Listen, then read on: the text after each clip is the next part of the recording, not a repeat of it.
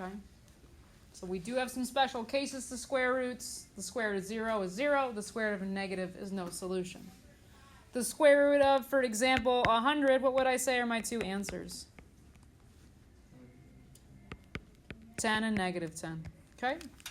When we're graphing, we just did this in the last example. In the last example, we had this function, or this equation to solve. And when we're graphing, we need to split into two equations. Y equals the number, and y equals the parabola, or it could be a square root, it could be a linear, it could be lots of things. Okay, and then we graph these. And when we graph them, what are we looking for? Yeah, our points of intersection.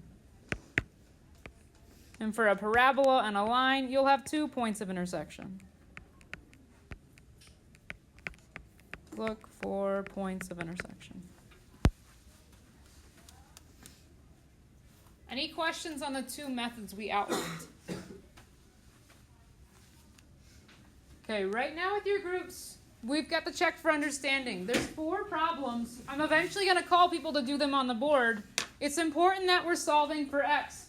And a, people were a little confused by a. Just distribute, combine like terms. We've done that a lot. Okay? When you get to b, you're going to have to solve by undoing. Okay? So they might not always be as complicated as you might think. A, you can distribute and combine like terms. In a few minutes, I'm going to call on people to do them on the board for us. Ready, set, go. Work together. Here we go. A lot of us, when I was walking around, got x equals 20 for a. Are we okay with that? Okay, pause what you're doing. Let's go back and look at b. So pause what you're doing. So please don't work on another problem while I'm talking through part b. Okay? Part b. The first thing you should do is get rid of this minus 3 first. It looks like a lot of you times by 2, which is not bad. You would just have to times both things by 2.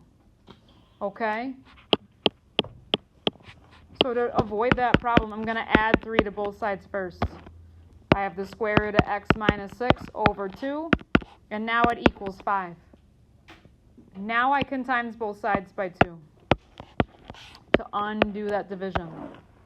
These 2's cancel, which is what we wanted. We get x minus 6 equals 10. How do I undo a square root? Square it. I'm going to square both sides. That square and the square root, they cancel out. I would make a note. They cancel out. So I'm left with x minus 6 equals, what's 10 squared? 100. Our final answer for part B should be 106. Okay?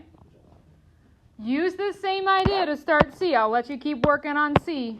What should you undo first in C?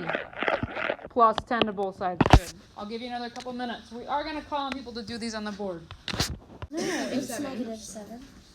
For C, you should get x equals 13 and x equals negative 7. When I square root 100, I get 10 and negative 10. Okay? How about part D? How about that equation? What did you get when you solved it? No solution. No solution. Are there any questions on these problems? Okay, I'm going to pass out our half sheet of homework.